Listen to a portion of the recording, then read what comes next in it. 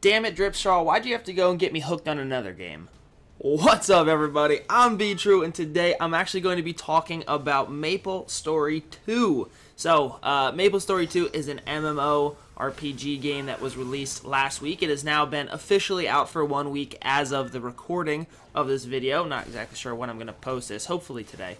But it's been out for a week. I've been giving it a try with the limited time that I have, and I've actually been enjoying it a lot. So I wanted to talk about, for those of you who don't know or haven't played the game yet, I want to talk about things that I like, things that I don't like, and just kind of go from there. So, MapleStory 2, for those of you who didn't play MapleStory 1, it is a, as you can see in the background, it's a cartoonish art style MMO RPG. That's actually a lot of fun. The first one I played many years ago, and I haven't really played it since, so I didn't know anything. It was very basic back when I played it. So this is kind of like a brand new game for me. This is like, you know, the original MapleStory. It's not really like the sequel because I didn't really play the first one very much. Anyway, let's talk about some things that I like, some things that I don't like. First off, let's go with the things that I like. Let's start off positive here. One, I really like the way it looks. I think it looks awesome. I think the art style is very fun, with it being very cartoonish, very like weebish kind of thing. You know, you get these little tiny like cartoonish child-looking characters, and I think it's kind of cool. I like the way it looks. The backgrounds and everything is very beautiful, and it's very flashy. You know, you got all these skills going on. The skills look pretty cool when you're fighting. It's enjoyable. The combat is pretty, you know, very nice, very polished. So overall, the art style and the way that it looks is very good. I put that in the positives for sure. There's a lot of diversity with the classes. There's 9 different classes right now, currently in the game at launch, and even though the builds are a little bit limited with the classes, meaning there aren't a ton of viable builds, but with most MMORPGs, there aren't a ton of viable builds. So it's really not that bad. There are a few options per class. You're not just locked into, like, you got to play your character this way. I've been playing the Runeblade, and I was building him sort of as like an up-close sort of burst DPS character, and I started struggling with the build, so I actually switched to a little bit more of a ranged throwing star type of Runeblade character, and I'm actually doing very well with that, and I'm enjoying that now. So there are a couple different options for each class. There's 9 different classes. You can try all of them out. The game is free. That's another thing that I absolutely like. That's a good part right there. So there are lots of different options for you. You're not handicapped into playing one class in one way. So the diversity there is good, and the amount of options that they give you as far as classes, like 9 is a pretty large amount to have at launch, and they're obviously only going to be able to add more. So that's really good. Next, I really like the amount of content that is in the game. So it's not just like a hack and slash kind of game where you go in, you just kill a bunch of stuff, you try and get gear, and then you go out. There's actually a lot of other stuff going on in the game. Right off the top of my head, there's fishing, farming, ranching, alchemy, handicrafts, mining, forging, there's pet catching. I mean, and each one of those things has their own reason why you should level them up. For instance, like fishing, you can catch these rare fish that, you know, you can sell for a lot of money to the stores. Farming and ranching, as well as mining and forging, you're able to obtain a bunch of items that you need to use for either, you know, leveling stuff up. You can create different potions. You can actually create your own gear. You can build your own gear. You can make these potions that help you. They give you combat stats. There's a whole bunch of different stuff that you can do. And then pet catching is its own sort of like mini system in the game where you can catch these pets, you can level your pets up. There are unique pets, legendary pets that have like their own individual stat, or like not just stats, but they have their own like effects. They're able to actually save you, like they can auto trigger your potions and stuff like that. They help you fight. I mean, there's a lot of stuff that's going on outside of just the run around and kill stuff. But the run around and kill stuff is also really fun. So, I mean, there's all that as well. To go along with all that content, there's excellent gear system. I actually really enjoy their gear system. So whether you are using a two-handed weapon, or if you have like two individual weapons or whatever, there's 9 to 10 gear pieces for your character. Okay, 9 if you're using a two-handed weapon, 10 if you have something in each one of your hands. There are RNG, there's primary attributes, then there's an RNG system for your secondary attributes. There's a lot of secondary attributes that you can get. There's many different levels that you can get of those attributes. So finding very good gear is actually hard. Like, there's actually a grind to it where you have to kind of go through and constantly find these pieces of gear to try and find these little upgrades the way that you would. It's actually very much like Diablo's gear system, the way it's set up, and that is something that immediately I really enjoyed, because obviously I was a huge Diablo fan. I love Diablo, and so that really kind of sucked me in, and I enjoyed that. There's enchantment levels. You can increase the primary stats.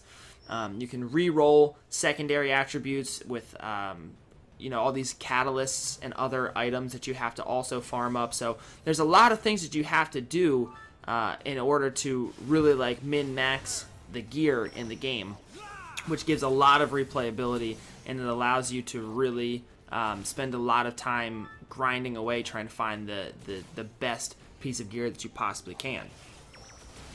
Some other things that I like: the game is extremely accessible. It's really easy to just pick up and play. You don't really have to know a lot that's going on. The tutorial's pretty simple. I mean, there's like I said, there's not a ton of shit to figure out right away. It's really easy to level up to the current end game level just through the main story quests. It's actually almost too easy, but I'll talk about that and the things that I don't like. Spoiler alert. But it gives a lot of replayability because you're able to really quickly level up your classes, and you can try out basically all 9 classes at the end game level with really no penalty, because you're not losing a bunch of experience. I mean, you are losing experience on like your other characters, but you're not losing a bunch of time trying to level up these other characters to end game level, where other MMOs take maybe weeks or like a month or so to kind of get all the way up to that level cap. This game you can do really quickly just through the main story quest, and it allows you to not feel like you have to get stuck in with one character. You can try out all of the different classes very easily. You just pick it up, you can get right to the end game stuff, and then you can actually enjoy some of the more fun parts of the game. Lastly, there are tons of future potential in this game. Right now, the highest quality of your gear is 4 stars. When you look at the gear, it gives you how many stars there are. So the highest you can get up to right now is purple gear, which is 4 star, but it shows up to 6 possible stars. So I'm assuming 5 will probably be gold, and then 6 will probably be red. That's generally how it works in MMOs. But so there's obviously multiple tiers of gear that aren't even in the game yet that will eventually be unlocked. So you'll be able to get, crazy with the amount of min-maxing you can get on your gear.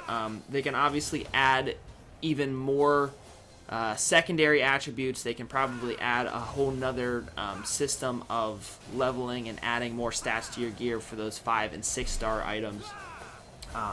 Harder dungeons are obviously going to come with the higher quality gear, so it's going to obviously be a lot harder in order to get those, which is good. You have to, it makes it worth min-maxing your gear right now, knowing that you're going to have much higher quality gear and obviously much harder dungeons coming.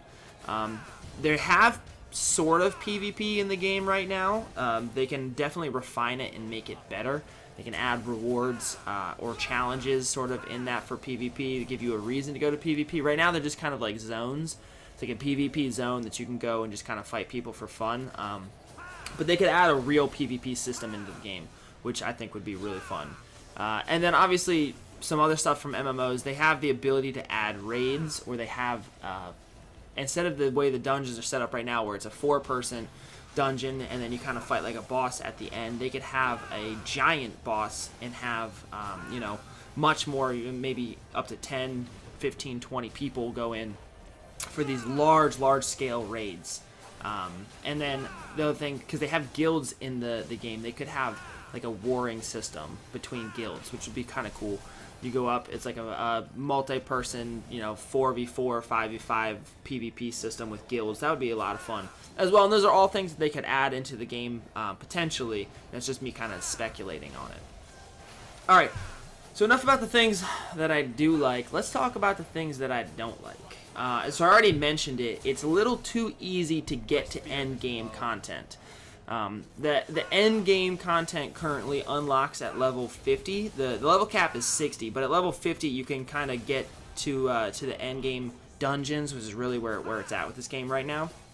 And you can speed level straight to level 50 with no real penalty. So some games there's a penalty with just power leveling, you know, like the difficulty curve, but there's no gear penalty in this game because the main story quests give you gear to kind of help keep you caught up with the level of monsters you're fighting. At no point did I feel like, and I did just straight story missions to get to level 50 as fast as possible. At no point did I feel like I was under-geared or under-leveled for the enemies that I was going against. I never really struggled with anybody that I fought. So it's a little too easy to get to the end game content right now.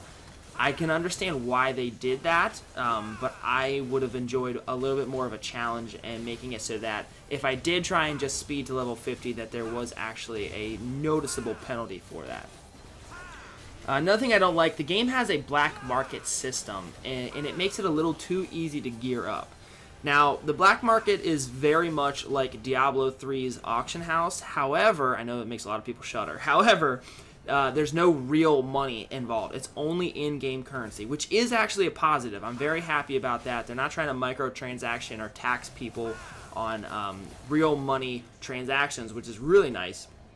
However, the black market makes it too easy to gear up. So I hit level 50, and then I went onto the black market, and I was instantly geared up for the end-game normal dungeons. For actually extremely cheap. Like, I mean, some of the items are 30,000 gold, which you get, you know, hundreds of thousands of gold for the quests. So it's like, I got to, there's a gear score in the game that kind of determines like how good your gear is. I got my gear score high enough to do the end game normal dungeons immediately. Now there are hard dungeons that are a much higher level of end game that I'm not actually able to get to right now, and I do have to farm to get up to, which is good. It's not like I just immediately unlocked all of the endgame stuff, but normal endgame dungeons, which are what you use to farm some pretty good gear right away, I was able to do immediately, and like I said, it was super cheap to get those items off the black market.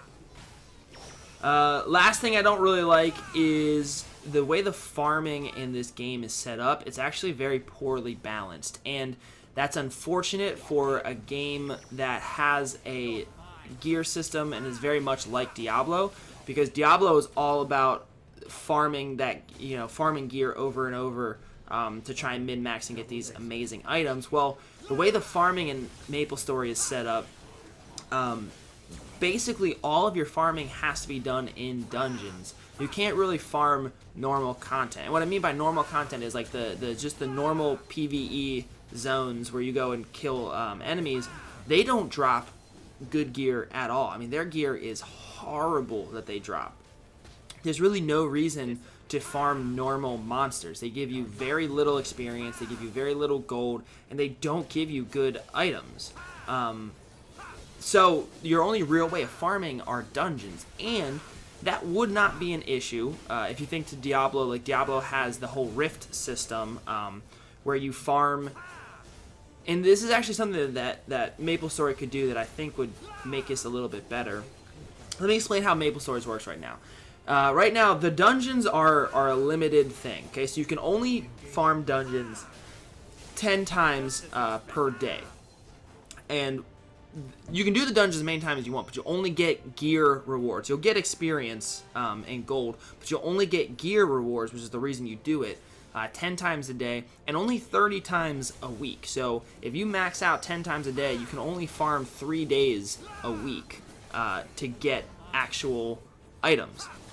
There's no real way to farm high quality gear without dungeons. So there's a very big limited like roadblock put in your way as far as farming higher and better quality gear. Now in MapleStory, the dungeons are free to enter. You just enter them. There's no penalty for dying. You just respawn and you just keep going. Like, you're pretty much guaranteed to finish the dungeons. Then in Diablo, the way it works is there are, or at least the way it used to work, I'm not entirely sure how it works now, I haven't played the game in a while, but there were these rifts where you would go in, and you could farm gear anywhere. Everything had the same pretty much chance of dropping items. So, but they had these rifts that you would go into that you were like very specifically focused on just killing things to get as many items as possible. So you go in, you do these rifts, but you had to farm. You could do the rifts as many times as you want, but you had to actually farm like these little mini side quests in order to get the items to unlock the dungeons, to open the dungeons up. So if you had you know 1,000 of these items, if they were like these keystone things, you could open 1,000 dungeons or rifts in a row and just go.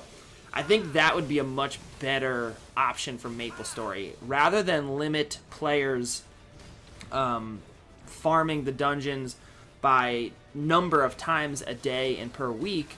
Limit the dungeons by how much they're willing to do the side quests to get the items to open the dungeons. And they have side quests once you hit level 50. Once you hit like the level, the top levels, then you start unlocking prestige. They do have these daily quests, these daily missions. They already have that in place. So what I'm saying is, instead of giving you like these random rewards with those daily missions, they should give you items that allow you to unlock dungeons and would let you do as many dungeons as you wanted to farm. I think that would be a much better system. It would be much more enjoyable, and I would actually be able to play the game longer, which is what they're looking for. I'd be able to play the game longer because I would be either farming to unlock dungeons or I would be farming dungeons, one or the other. I shouldn't ever get to a point where I can't do either and then I'm just stuck there thinking, alright, well, what can I do now? I guess I'll go fishing, you know? So that's a pretty big knock on the game that they can fix. Hopefully they will fix. It would make the replayability of the game much, much higher.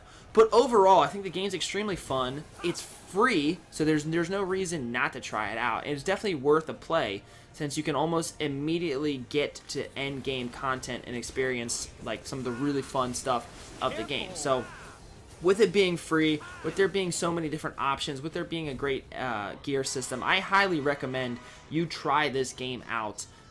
This is not sponsored. Like I said, this is just my review of the game from playing it for about a week now. And it's free, so I don't gain anything from you hopping into the game. I just think it'd be something that you guys would enjoy. So go check it out. If you want to come join the guild that me and Dripshaw are in, we're in the NA East server, and our guild name is Crazy Train. So you can see it kind of above my character name. It's CRAZY space TRAIN, Crazy Train. Alright guys, let me know what you think about this game. If you've already played it, let me know, what you thought of my review, if you agree with some of the things I said with the dungeons and the gear system. If you haven't played the game, definitely go check it out and then let me know what you thought about it. I'm kind of excited to see what you guys think about this. I might start making guide videos for this game now, so who knows? Maybe we get some new content with this game. I actually enjoy this game a lot, so let's see what happens. Anyway, hope you guys enjoyed the video. I'll see you all in the next one. Have a great day, everybody, and peace.